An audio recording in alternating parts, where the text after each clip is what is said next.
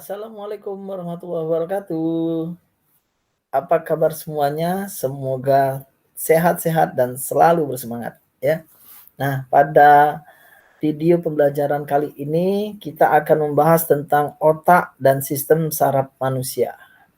Oke ya, langsung saja. Apa yang menjadi capaian pembelajaran di dalam mata kuliah ini? Yaitu diharapkan kalian nanti akan mampu menganalisis bagaimana struktur otak tersebut dan bagaimana juga sistem saraf itu bekerja pada manusia. Nah, untuk awalnya seperti yang kalian lihat di depan, ini ada gambar otak. Ya, kalau kalian perhatikan ini ada gambar otak.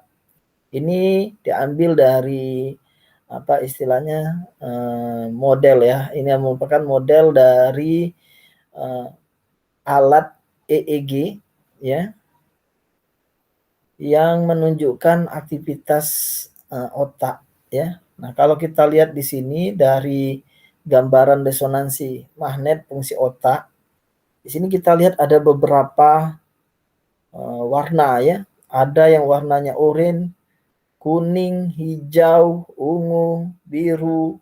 Kemudian ini ada yang abu-abu nih. Ya.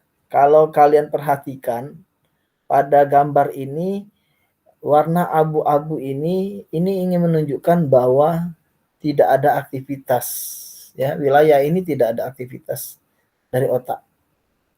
Sedangkan yang berwarna ini menunjukkan bahwa otak itu sedang bekerja.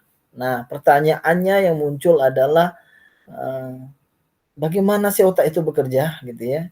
Nah, kita lihat dulu struktur otaknya bagaimana nanti ya. Nah, untuk otak ini sendiri akan kita bahas pada minggu berikutnya. Di sini saya hanya ingin memberitahu bahwa ada wilayah otak yang bekerja. Nah, bekerjanya ini bukan dia apa istilahnya hanya bertumpu di satu wilayah ini saja, ya. Ini artinya ada hubungan antara satu dengan yang lain, membentuk satu sirkuit. Nah, begitulah sebenarnya kerja di dalam otak kita ya. Kita lanjut dari gambar ini. Otak manusia ya. Nah, otak manusia ini merupakan pusat perintah atau kendali semua organ ya. Karena di sini otak mampu untuk men-trigger atau memicu untuk organ-organ yang lain bekerja ya. Oke, bagaimana hal itu bisa terjadi nanti kita akan bahas ya. Kemudian otak manusia itu kalau diperkirakan itu terdiri dari 100 miliar sel saraf. Nah, satu sel saraf inilah yang kita sebut dengan neuron ya. Tiap satu neuron ini dapat berkomunikasi dengan ribuan neuron yang lain. Jadi dia bukan cuma satu neuron dengan satu neuron saja, tapi dari satu neuron ini dia bisa berkomunikasi dengan yang lain. Bergantung dengan informasi apa yang kita peroleh ya. Oke, lanjut. Nah, bagaimana sebenarnya penyampaian informasi atau mekanisme kerja sistem saraf kita ya. Nah, dari gambar ini kalau secara sadar kita mengetahui bahwa untuk pemrosesan informasi di sistem saraf ini terjadi melalui 3 tahap ini. Yaitu input sensori, kemudian diintegrasikan, dan yang terakhir adalah output motoris. Ya. Nah, untuk input sensori, contohnya seperti gambar di depan ini. Nah, mata berperan sebagai sensornya. Ini organ mata ya. Dia yang akan menangkap semua informasi yang ada di lingkungan luar. Nah, melalui saraf sensoris, dia akan masuk ke dalam tubuh kita, diolah dalam bentuk impuls, nanti dia akan diintegrasikan informasi ini di dalam otak. Nah, ya, ini baru satu, baru dari mata, belum dari yang lain. Bisa dari hidung, bisa dari telinga, ya, tentunya dari organ indera kita. Nah, informasi ini nanti diintegrasikan dan akan diterjemahkan istilahnya ya. Nah, setelah diketahui apa maksud yang dilihat atau yang ditangkap oleh mata ini, maka hasil integrasi ini nanti dia akan memberikan satu perintah ya dalam bentuk informasi motoris. Nah, di sini maka dia melalui yang namanya output motoris untuk direspon oleh organ perespon. Nah, organ peresponnya ini kita sebut dengan efektor ya. Oke, baiklah semuanya ya. Sampai di sini kita akan lanjut lagi ya.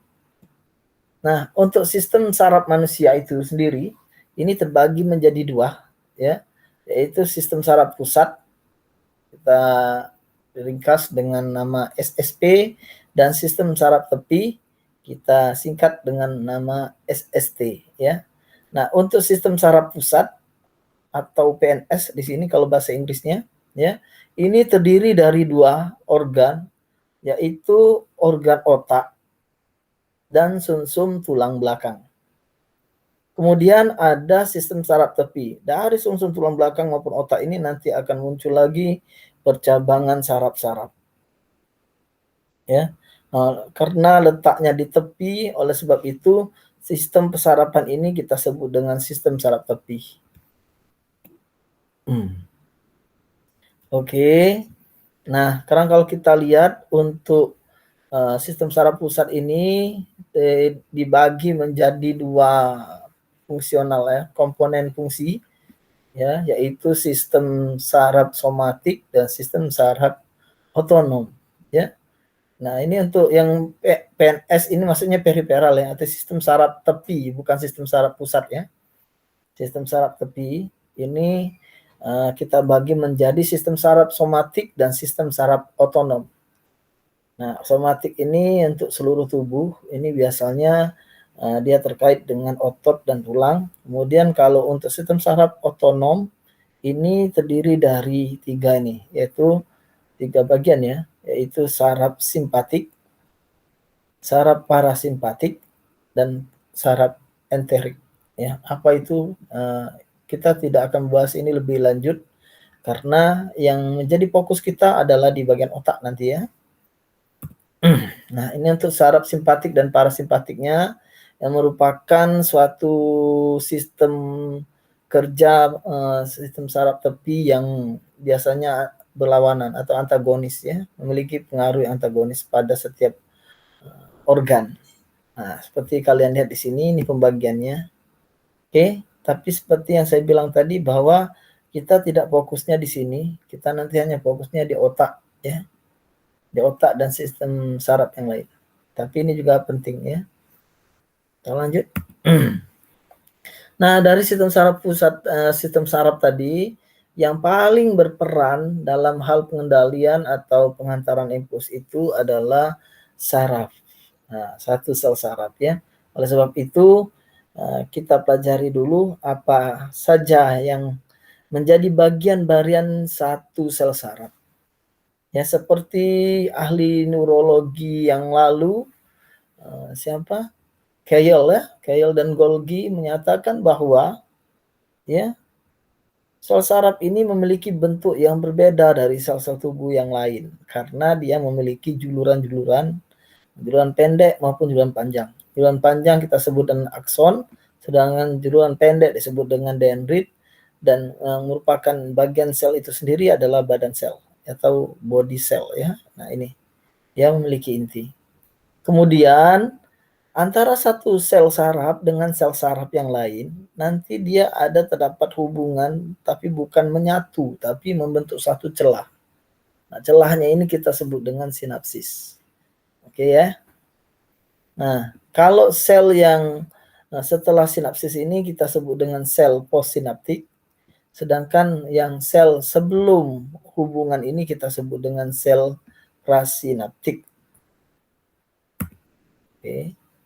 Nah, kita kenali dulu neuronnya ya. Ternyata neuron itu bukan satu bentuk saja. Ya, di tubuh kita ini ternyata neuron itu bukan bentuk satu bentuk yang tadi saja. Tapi di mana tempat dia berproses, di situ dia memiliki bentuk tersendiri. Sehingga neuron ini memiliki bentuk yang bervariasi, ya, yang menggambarkan adanya interaksi antara input dan output. Oke ya, kalau kita lihat di sini untuk saraf sensoris, ternyata bentuknya seperti ini nih. Ya, ini badan selnya yang warna hitam. Kemudian di sini juga ada yang warna kebiruan dan ada yang warna pink ya. Nah, untuk yang warna kebiruan ini kita sebut dendrit, julanannya pendek-pendek ya. Kemudian yang panjang ini kita sebut dengan akson. Nah, kalau kalian perhatikan ternyata tidak selalu dari badan sel akson di sini ada dendritnya ya. Ternyata dendritnya ada di dengan akson istilahnya ya. Nah, seperti itu. Ini untuk neuron yang sifatnya sebagai sensoris ya. Ini yang ada di indera kita ya. Nah, kemudian untuk saraf neuron yang sifatnya integratif atau integrasi tadi, dia memiliki dua bentuk. Nah, ya, ada bentuk yang seperti ini.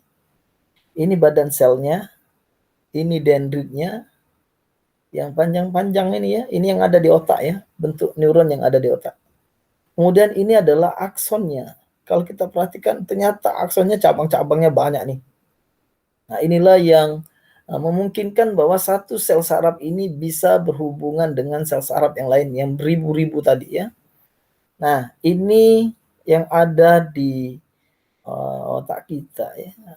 Oke, yang ini adanya di sumsum tulang belakang, sedangkan yang ini yang ada di otak nih. Kalau kita perhatikan, coba lihat ya di sini. Nih, ternyata badan selnya kecil, ini aksonnya, dan yang ini adalah dendritnya. Coba kamu bayangkan, dendritnya banyak sekali nih. Dan dendrit ini nanti bisa membentuk hubungan-hubungan ya, dengan sel-sel saraf yang lain. Kalau kita perhatikan ini, banyak ini berarti akan banyak informasi yang diperoleh di otak. Nah, gitu ya. Oke, ini untuk sel saraf yang ada di pusat integrasi. Kemudian untuk di saraf motoris, bentuknya adalah seperti ini. Ini badan selnya, ini dendritnya, dan yang ini aksonnya. Ini yang mirip dengan yang gambar sebelumnya tadi ya. Oke, kita lanjut. Nah, ternyata sel saraf ini dia tidak bekerja sendiri, ya. Untuk tubuhnya sendiri agar dia tidak cepat rusak, oleh sebab itu dia butuh pendukung. Nah, pendukung-pendukung sel saraf ini kita sebut dengan glia. Glia ini artinya adalah sel pendukung, bukan pendukung, ya, atau sel pendukung ya.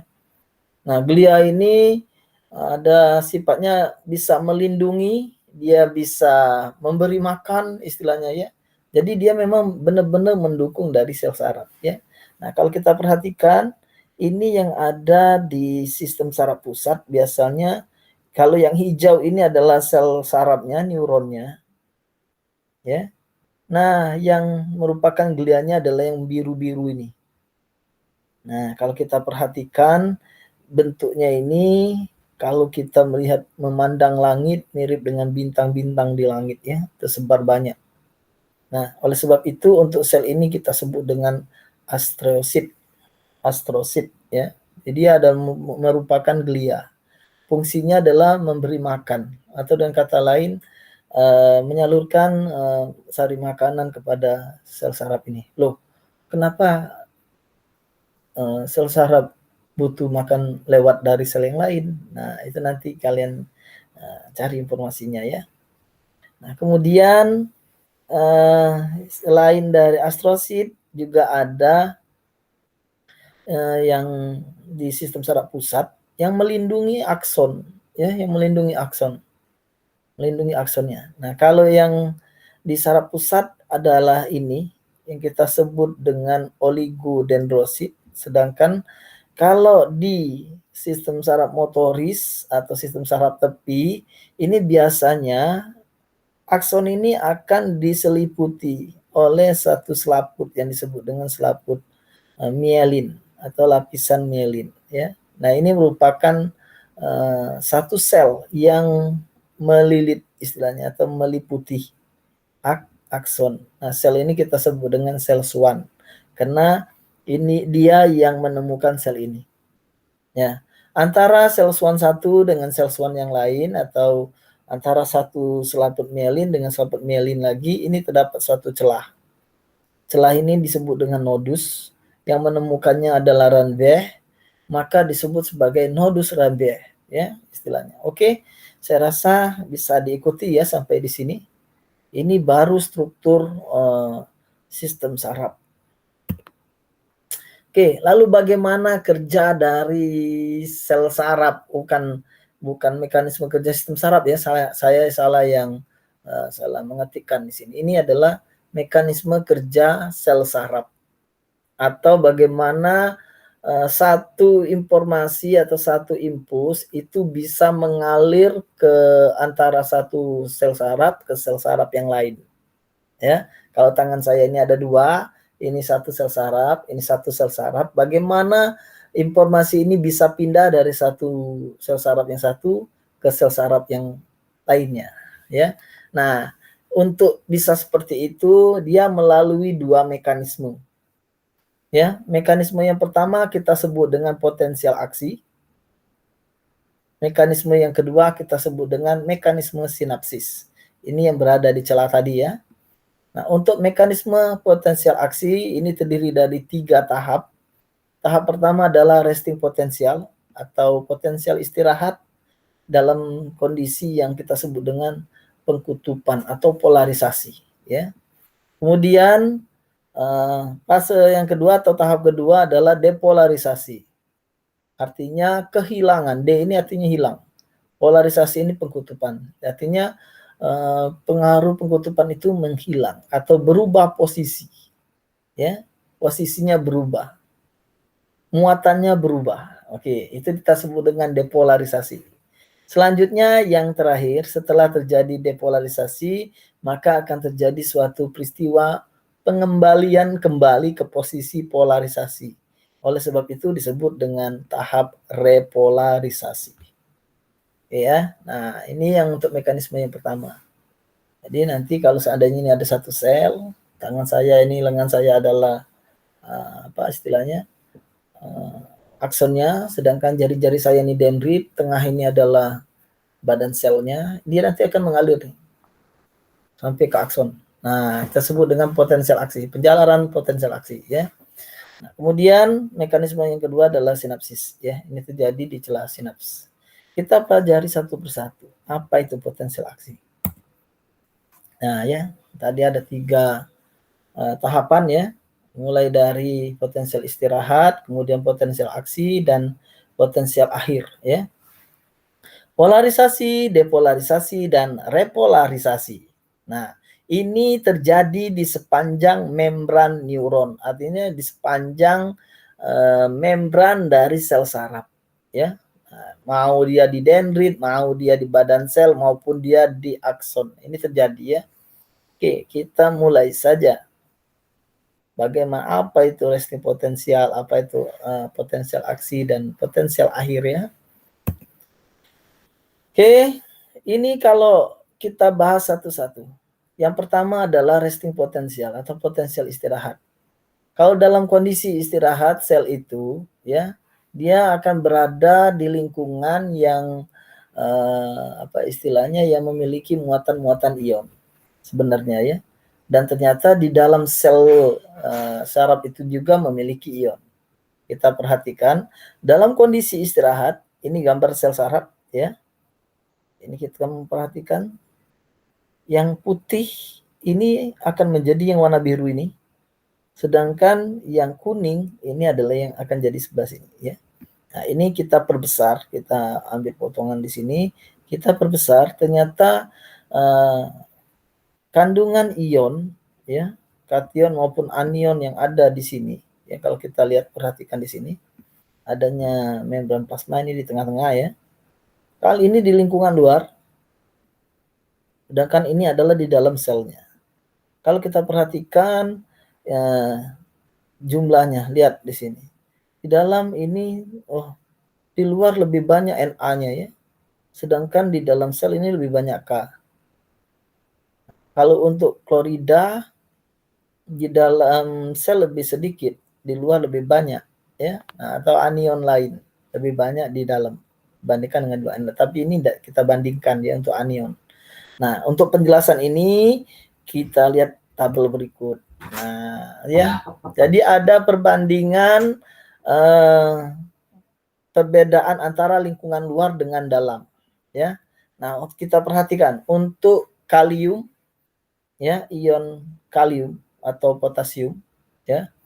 Nah, di sini di cairan ekstraseluler atau bagian luar membran jumlahnya tadi 15 atau lebih sedikit dibandingkan dengan di dalam, yaitu 400 ya. Kalau kita bandingkan maka akan ada bandingan 1:25. Demikian juga untuk Na, klorida, kalsium, dan anion organik lainnya. Ya, nah, tapi yang ini kita tidak bandingkan. Kita lihat saja ya, kita lihat saja perbandingannya ini ya. Kalau untuk perbandingan luar dan dalam, ternyata untuk kalium yang positif ya, ini 1 jumlahnya ya. Kemudian untuk natrium ini jumlahnya 10:1, klorida 7:1, kalsium 25:1. Kalau kita jumlahkan di luar dengan di dalam, mana yang lebih banyak ya. Nah, kalau kita jumlahkan 1, 10, 25, ini artinya ada 36 ya. Sedangkan yang di dalam ini 25, 1, ada 27. Berarti kalau kita bandingkan antara luar dan dalam, di luar ya lebih banyak ya. Kalau kita lihat perbandingannya, di luar lebih banyak kationnya dibandingkan dengan di bagian dalam ya. Nah, artinya natriumnya lebih banyak. Oke. Nah, ini akan mengakibatkan suatu kondisi yang kita sebut dengan potensial istirahat. Nah, ya. Nah, kita lihat di sini. Ternyata yang di dalam lebih sedikit, di luar lebih banyak kationnya. Nah, maka yang di luar kita sebut bermuatan lebih positif, sedangkan di bagian dalam ini lebih negatif. Ya. Oke, bisa dipahami ya. Di luar lebih positif dibandingkan dengan yang di dalam. Oke. Oke, kita lanjut. Ini kondisi seperti ini kita sebut dengan kondisi potensial istirahat. Ya, muatan di dalam sel lebih negatif dibandingkan dengan lebih sedikit ya, lebih sedikit dibandingkan dengan di lingkungan luar. Ini tersebut dengan potensial istirahat. Selanjutnya, nah ini tadi ya kondisi polarisasi, adanya pengkutupan, belum ada impuls, belum ada menerima rangsangan, ya artinya belum ada impuls. Ya, kita perhatikan di sini di sini di luar lebih positif dibandingkan dengan di dalam. Ini dalam negatif, ini positif semua ya. Nah, kamu perhatikan. Oke, kita lanjut. Selanjutnya adalah fase depolarisasi. Nah, pada saat ini impuls sudah datang ya. Nah, di sini ada impuls datang atau informasi itu dapat datang, mau dari dendrit atau mau dari sel lainnya. Pokoknya dapat dari sel yang lain ya. Informasi ini dapat dari sel yang lain. Ini mengakibatkan terjadinya perubahan muatan. Ya, terjadinya perubahan muatan yang awalnya di luar positif, di dalam negatif, karena ada impuls ini, ya mengakibatkan natrium ini masuk dari luar, ini masuk ke dalam sel. Masuknya natrium ini akan mengakibatkan jumlah kation di dalam ini bertambah, sedangkan yang di luar berkurang. Maka daerah ini memperoleh muatan yang berbeda antara dengan yang lainnya, ya. Sehingga di dalam lebih positif dibandingkan dengan yang di luar. Oke, apa dampak berikutnya dari depolarisasi ya? Oke, Nah, ini dampaknya adalah terjadinya arus lokal, ya. Nah, setelah ini positif, maka ini akan memberikan dampak kepada daerah sampingnya. Nah, ini kita sebut dengan arus lokal. Terjadilah arus lokal, ya. Nah, yang awalnya tidak aktif ini nanti akan menjadi aktif. Mengapa bisa masuk ya Na-nya? Karena di sini sebenarnya di sepanjang membran ini terdapat bukaan natrium. Adanya impuls itu akan mengakibatkan terjadinya bukaan natrium. Dampaknya natrium dari luar akan masuk dan mengakibatkan daerah dalam sel ini jadi lebih positif. Nah, seperti itu ya. Positif mengakibatkan terjadinya arus lokal. Ke samping, mengakibatkan daerah samping ini membuka ion natrium masuk lagi. Nah, seperti itu ya. Ini yang kita sebut dengan arus lokal. Dia mempengaruhi daerah sekitarnya. Oke? Bisa sambung ya. Selanjutnya, apa yang terjadi setelah terjadinya arus lokal? Nah, setelah terjadinya arus lokal adalah daerah yang ditinggalkan depolarisasi, ya. Ini kan akibatnya natrium ini nanti bukannya akan menutup sehingga natrium tidak masuk lagi. Yang ada adalah penyeimbangan, yaitu dengan pengeluaran kalium. Jadi natriumnya tidak keluar, tapi kalium yang keluar nanti ya. Sehingga apa istilahnya terjadi penyeimbangan. Nah, daerah yang awalnya positif ini menjadi negatif. Sedangkan yang gara-gara arus lokal daerah sampingnya yang positif. Daerah ini menjadi negatif lagi. Nah, posisi kembalinya polarisasi seperti kondisi awal, inilah yang kita sebut dengan repolarisasi. Namun, karena kalium dan natrium ini kecepatannya berbeda dalam hal penutupan bukaannya, ini mengakibatkan kalium ini lebih banyak nanti yang akan keluar. Sehingga untuk jadi polarisasi ini waktunya agak berbeda dengan penutupan natrium. Nah, perbedaan inilah mengakibatkan yang namanya periode refraktor istilahnya. Sehingga kita sebut dia tidak bisa lagi dampaknya ya, dampak dari periode refraktor itu tidak bisa lagi menerima impuls. Jadi walaupun nanti ada impuls yang datang ke sini dia tidak akan respon. Ya. Nah, sebelum dia kembali ke posisi polarisasi, maka sel yang di bagian ini tidak akan bisa menerima impuls lagi, ya. Nah, itu yang terjadi.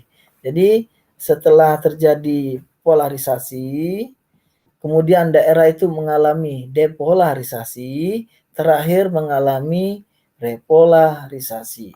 Nah, kondisi yang seperti ini, tiga ini, terjadi menjalar dari awal sampailah ke ujung akson ini.